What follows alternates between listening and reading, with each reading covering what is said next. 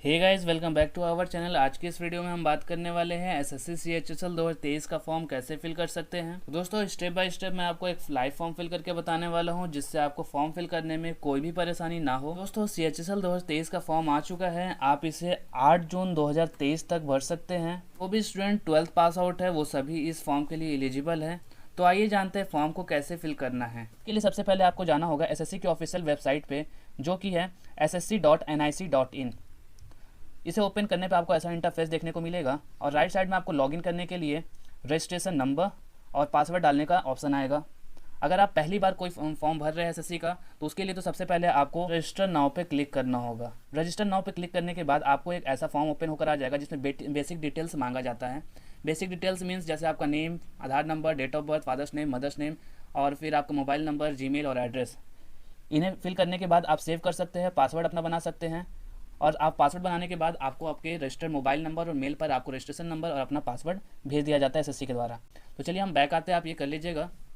उसके बाद अगर जो कैंडिडेट्स जिन्हें रजिस्ट्रेशन नंबर पता है, कभी फॉर्म भरे हैं लेकिन उन्हें पासवर्ड याद नहीं है, फॉरगॉट पासवर्ड पर क्लिक करके आप अपना पासवर्ड रीसेट कर सकते हैं, जिसमें आपसे मांगा जाएगा अपना स्टेट सिलेक्ट करने के लिए। उसके बाद स्टेट सेलेक्ट करने के बाद आपको ईमेल आईडी, मोबाइल नंबर दोनों में से कोई एक डाल सकते हैं। इसे डालने पर आप फिर सबमिट करेंगे तो आपके मोबाइल या ईमेल पर ओटीपी चल जाएगा। उस ओटीपी को यहाँ टाइप करेंगे तो आपको पासवर्ड रीसेट करने का ऑप्शन मिल जाएगा। यहाँ से आप फिर पासवर्ड रीसेट कर सकते हैं। मान लेता हूँ कि सभी के पास अपना अपना रजिस्ट्रेशन नंबर और पासवर्ड है, तो यहाँ हम सबसे पहले आप लॉगिन करेंगे। लॉगिन कैसे करेंगे? रजिस्ट्रेशन नंबर डालेंगे, पासवर्ड डालेंगे और यहाँ पर कैप्चा डालेंगे। तो यहाँ पर हमने अपना ओपन कर लिया है। ओपन करने पर आपको यहाँ पर अपना नाम दिखेगा, आपका जो नाम है वो आपका नाम दिख जाएगा। और फिर जो भी फॉर्म भरना है आपको इस नीचे साइड आपको दिख जाएगा। जैसे यहाँ मुझे एसएससी सीएचएसएल का फॉर्म भरना है, तो यहाँ पे नीचे मुझे गिवन है, दिख रहा है।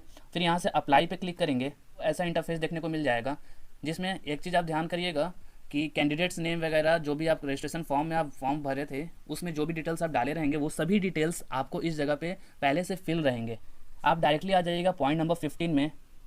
पॉइंट नंबर 15 में पूछता है प्रेफरेंस ऑफ एग्जामिनेशन सेंटर। तो आप अपने हिसाब से जो भी एग्जामिनेशन सेंटर सेलेक्ट कर सकते हैं जो आपके नियरेस्ट है। 3 सेंटर यहाँ पे डालने हैं, तो मैंने यहाँ सेलेक्ट कर लिया है अपना एग्जामिनेशन सेंटर। उसके बाद नेक्स्ट हमारा पूछ रहा है medium for computer based examination. That means हमारा जो सीबीटी एग्ज़ाम होने वाला है उसमें जो क्वेश्चंस आएंगे वो किस लैंग्वेज में आपको चाहिए, इंग्लिश में चाहिए, हिंदी में चाहिए, या फिर जो भी लैंग्वेज आप अपने प्रेफरेंस के हिसाब से आप दे सकते हैं। मुझे जैसे इंग्लिश चाहिए, इंग्लिश में क्वेश्चन चाहिए, तो मैं इंग्लिश डालता हूँ। फिर उसके बाद नेक्स्ट में वहाँ वेरीफाई करते हैं, उसी को डालेंगे। उसके बाद हम आते हैं मीडियम फॉर टाइपिंग टेस्ट। इसका मतलब है जो प्री एग्ज़ाम क्वालिफाई करने के बाद आपको जो टाइपिंग टेस्ट होता है उसमें आप किस लैंग्वेज में टाइपिंग करना चाहते हैं। तो आप अपने सहूलियत के हिसाब से, अगर आपको इंग्लिश आता है या हिंदी आता है, दोनों में से कोई एक सिलेक्ट करना है, तो मैं इंग्लिश सेलेक्ट कर लेता हूँ। उसके बाद पॉइंट 18 में हमसे ये पूछ रहा है आप क्या मैथ से 12th पास आउट किए हैं। अगर आपने किया है तो यस करें, नहीं किया है तो नो करें। ये केवल दोस्तों इसलिए पूछा जा रहा है कि अगर जो मैथ से 12th किए हैं साइंस स्ट्रीम से, तो वो डीईओ के पोस्ट के लिए एलिजिबल होंगे। और आप अगर जो लोग नहीं किए हैं तो कोई बात नहीं, वो दूसरे पोस्ट के लिए एलिजिबल रहते हैं। बस ये फ़ायदा होता है कि जो मैथ से किए हैं उनके लिए एक पोस्ट ज़्यादा हो जाती है, जैसे डेटा एंट्री ऑपरेटर की। उसके बाद हम नेक्स्ट आते हैं। नेक्स्ट मैम हमसे पूछता है कि whether you are in ex service man और serving in the armed forces. तो यहाँ पे आप सिलेक्ट कर सकते हैं, अगर यस है तो यस, नहीं तो फिर वरना नो।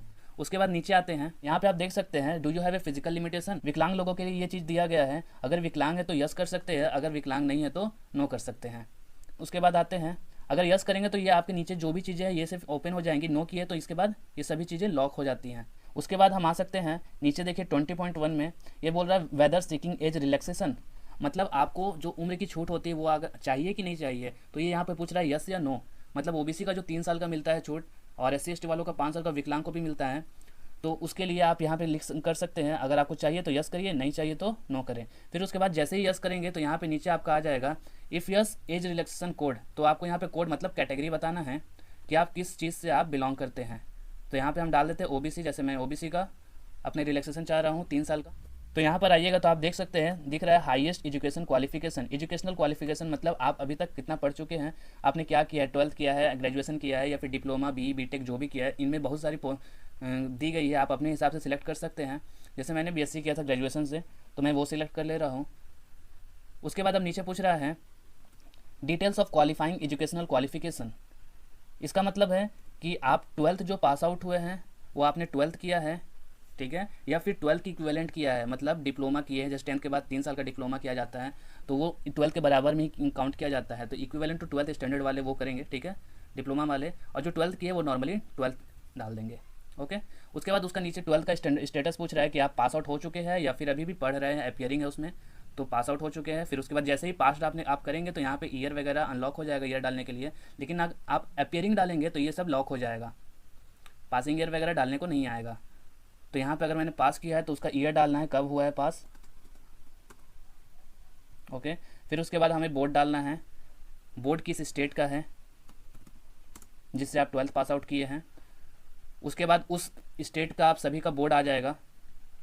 अगर यहाँ नीचे जो गिवन है, नीचे भी जो भी बोर्ड्स गिवन है, अगर उनमें से आपका है तो ठीक है, नहीं तो फिर आप अदर्स कर सकते। उसके बाद आपको परसेंटेज डाल देना है, परसेंटेज या CGPA दोनों में से आप कुछ भी डाल सकते हैं, तो मैं डाल दे रहा हूँ परसेंटेज। देन उसके बाद यहाँ 24 में पूछा है, you want to your personal information available for accessing job opportunity, मतलब जॉब अपॉर्चुनिटी के लिए क्या आप अलाउ करते हैं ये आपका डिटेल्स शेयर करने के लिए। तो यस करना है तो यस कर सकते हैं, नो करना है तो नो कर सकते हैं, इससे आपको कोई प्रॉब्लम नहीं होने वाला। नेक्स्ट अब हम आते हैं फोटो और सिग्नेचर अपलोड करने में। तो यहाँ पे फोटो और सिग्नेचर अपलोड करने पे एक चीज़ ध्यान दीजिएगा कि ये जो फॉर्मेट होना चाहिए फोटो और सिग्नेचर का वो JPG और JPEG फॉर्मेट का होना चाहिए, और फोटो 20 से 50 KB के बीच का होना चाहिए, और सिग्नेचर 10 से 20 KB के बीच का होना चाहिए। और ऐसा कुछ मैंडेटरी नहीं है कि फ़ोटो में डेट लिखा हुआ होना चाहिए, बस आपको एक डिक्लेरेशन दे देना है कि whether the photograph has been taken और आफ्टर 9 फरवरी 2023। तो यहाँ पे हम क्या कर देंगे, यस कर देंगे। ओके, तो दोस्तों ये देख सकते हैं आप, मैंने यहाँ फोटोग्राफ और सिग्नेचर अपलोड कर दिया है।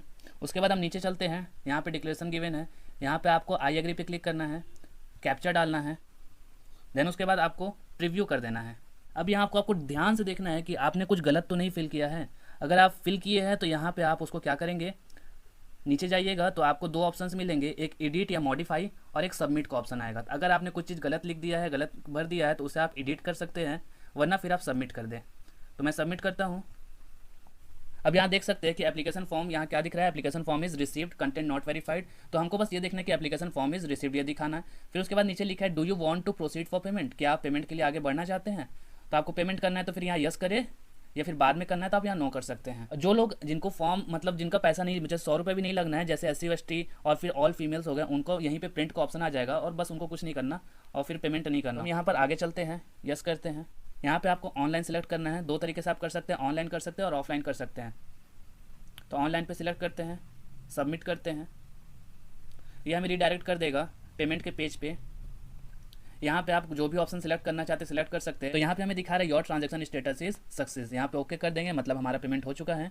अब यहाँ पे हम सबसे पहले देखेंगे हो गया है पेमेंट। तो अब हम यहाँ पे एप्लीकेशन स्टेटस देख लेते हैं। आपको एप्लीकेशन स्टेटस देख लेना, जैसे यहाँ पे हमें दिखा रहा है registration status complete, photo signature uploaded, apply form complete, लेकिन पेमेंट स्टेटस में मैंने पेमेंट कर दिया, लेकिन तब भी यहाँ पे क्या दिखा रहा है, इनकम्प्लीट दिखा रहा है। तो यहाँ पे जैसे आपके साथ भी यही प्रॉब्लम हो रहा है तो आपको कुछ नहीं करना, बैक आइए, क्लोज करिए, और फिर यहाँ पे ये दिख रहा होगा आपको डबल वेरिफिकेशन का ऑप्शन, डबल वेरिफिकेशन का, इस पर आप क्लिक करेंगे तो यहाँ पे देखिए दिखाई दे रहा है कि ये सक्सेस हो गया है, यहाँ पे लिख रहा है ये सक्सेस है। अब हम फिर से बैक जाते हैं तो आपका वहाँ पे वेरीफाई हो गया होगा। एप्लीकेशन स्टेटस फिर से हम चेक करते हैं, तो देख लीजिए आप लोग कि यहाँ पे अब क्या दिखा रहा है, registration status complete, photo signature uploaded, payment status भी कंप्लीट दिखा रहा है, और application status application received, content not verified वो ठीक है, वो बाद में हो जाता है, आपको बस ये देखना है एप्लीकेशन रिसीव्ड है या नहीं है। तो ये चीज़ आप ध्यान से कर दीजिएगा। अगर पेमेंट स्टेटस आपका इनकम्प्लीट दिखा रहा है तो डबल वेरिफिकेशन में क्लिक करके आप वो कर सकते हैं फिर। तो दोस्तों ये था पूरा प्रोसेस हमारा 2023 SSC CHSL का फॉर्म फिल करने का। उम्मीद है आपको सभी चीज़ें समझ आई होगी, कोई डाउट नहीं बचा होगा, सब डाउट क्लियर हो गया होगा। और बाय द वे अभी भी कोई डाउट है तो आप कमेंट सेक्शन में जाके कमेंट कर सकते हैं। अगर वीडियो अच्छी लगी तो वीडियो को लाइक करें, हमारे चैनल को सब्सक्राइब करें। मिलते हैं नेक्स्ट वीडियो में, तब तक के लिए bye, thank you so much.